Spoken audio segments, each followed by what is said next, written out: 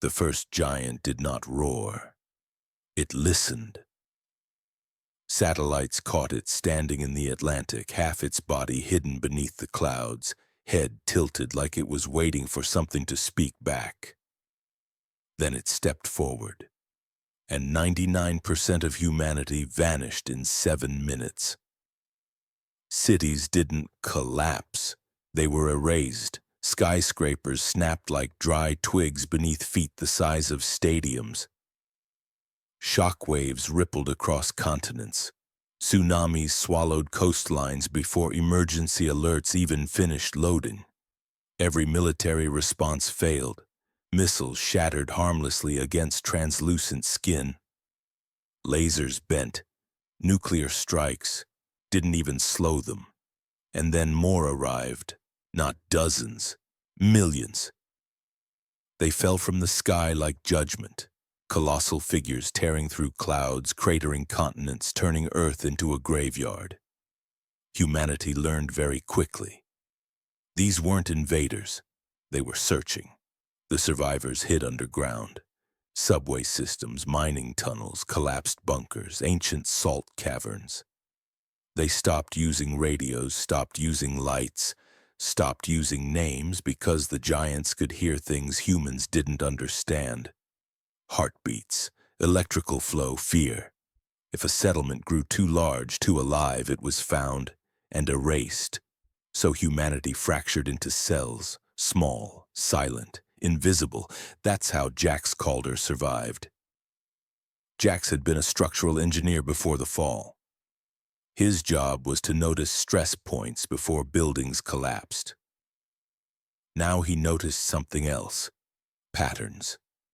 The giants didn't move randomly. They walked paths, always avoiding certain regions, always circling mountains rich in magnetite, always pausing, listening. Jax wrote it down on paper. Old school, no signals. They are afraid of something. And it's not us. The first giant fell by accident. A group in the Andes triggered an avalanche while fleeing. Thousands of tons of rock slammed into a giant's knee joint. The creature screamed, not in pain, in panic. It lost balance, fell. The impact shattered its skull. The humans stared in disbelief. For the first time, a giant was dead. And something else happened. Every giant in a 300-mile radius froze. Then they turned their heads toward the corpse, like animals smelling blood. Humans learned fast. Giants were not armored gods. They were biomechanical. Their joints mattered. Their balance mattered. Their inner glow, some kind of energy core, was vulnerable when disrupted by gravity and vibration.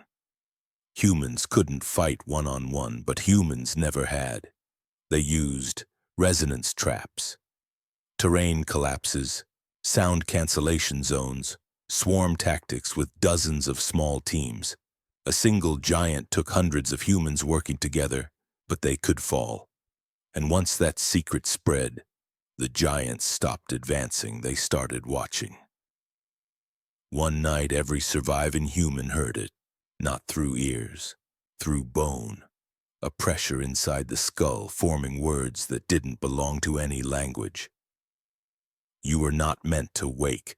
People screamed, some bled from the nose, some collapsed. Jax stood still and answered, out loud. "We didn't," he said. "You did." Silence. Then, "You are small, loud, impossible." Jax swallowed. "Yeah," he said, "we get that a lot." The giants finally revealed themselves, not as conquerors, as wardens. Long ago, Earth had been sealed. Humanity wasn't primitive. Humanity was dangerous, not physically, conceptually.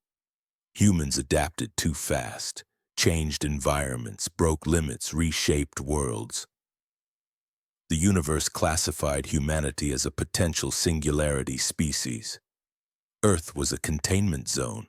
The giants were the lock, and something had gone wrong. The giants weren't here to kill humanity. They were here because the seal was failing. Because humans had nearly wiped themselves out before. Because humanity was about to cross a threshold even the giants feared. You learn too quickly, you do not stagnate, you do not obey entropy. Jax laughed bitterly. So you tried genocide? We tried reset. Humans didn't beg, didn't surrender. They did what they always did. They negotiated from a position of leverage. You're scared, Jax said, because we're killing you. Yes. Then listen carefully, he continued. You don't get to erase us. And you don't get to cage us. The giants waited. We'll help you fix the seal, Jax said, but you don't touch another human. A long pause. Then, you would protect your jail? Jax smiled grimly. No, he said. We'd redesign it. Humans and giants work together, human minds, giant energy manipulation. They didn't restore the seal, they replaced it with something better. Earth became a buffer world. Humanity became the front line. Guardians not by size, but by adaptability.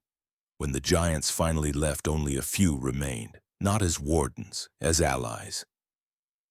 Decades later, the universe would whisper about Earth, a world that broke its cage, a species that frightened gods.